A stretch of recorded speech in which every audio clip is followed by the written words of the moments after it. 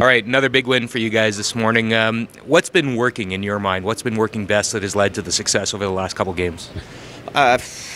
Nothing really changed in our minds because we started performing well since the beginning of the competition. So we told ourselves just keep playing the way we were playing, and the results are gonna be positive for us sooner or later. And we played very solid this morning. We played a good game. Norway was chasing us since from the beginning of the game, and we were controlling them, even if the score was quite tight until the 8th, and then began in the 8th, and it's game over. You guys are veterans now at this sort of thing. I don't imagine you get fazed by anything, and even when you gave up the steal, it didn't bother you because you knew you'd get your opportunity right back.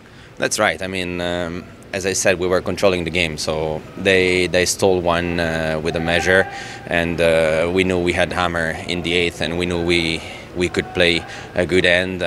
We didn't expect to score a big end, a five-ender, but we knew we could score an easy deuce at least because we were performing very well. So you are still 1 up, and you can score 2 in the 8th. As you go 3 up, it's almost game over. So we were not scared at all. Italy's never made the playoffs at the World Men's Championship. How important would it be, how big a step would it be for Italian curling to make the playoffs here? Of course, it would be something very important. We're building something since a couple of years, where we have some goals settled down. So we know that going to a playoff could mean something big. It could also build confidence in all the players, and also back home, people maybe get inspired, and we can help Italian curling to grow.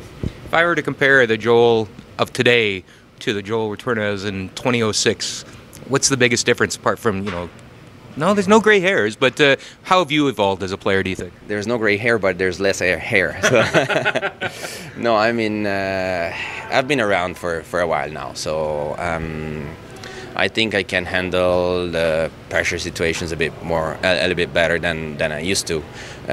I wasn't scared to play in 2006, but maybe I was a bit more wild and crazy in my head, so I didn't really think what I was doing. That's why I wasn't scared to play. And now maybe I know what the shot means, and so I'm better prepared to play in all kind of situations, even under pressure. Just give me a sense of what a relief it was to make that shot and win that game. Oh yeah, I mean, we've had a bit of a rough start here. We played awesome in our first game, and then we still played well in our last 3 games when we lost all 3 of them. So it's just a bit brutal to not get any of those wins, and then to come out and play Sweden, current world champions, and get a win is quite a big moment for us in this week. Did you consider that must win? We probably needed a win, but it wasn't a must win against the world champions. I think if we had lost to them and then we had maybe another loss in us before, we were probably down and out. Right.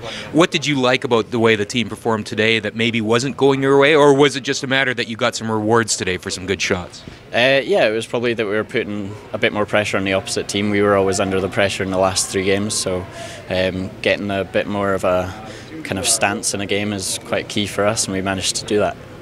We talk about what it does for in terms of the standings, but what does it do for the confidence of the team to win a game like that? Yeah, well, coming into this, I've played a few championships before, and a big part of championships, I believe, is momentum, and we've hopefully now got some momentum behind us with that win, and then we have got another game tonight, so if we win that, then we're definitely on track. Well, let's just say wow. I mean, what does a win like that say about this team?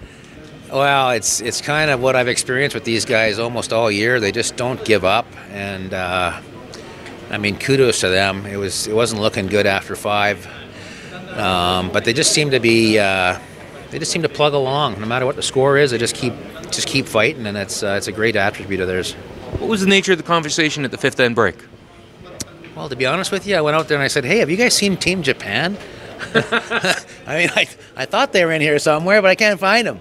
And they got a chuckle out of them, and just said, "Hey, you know what?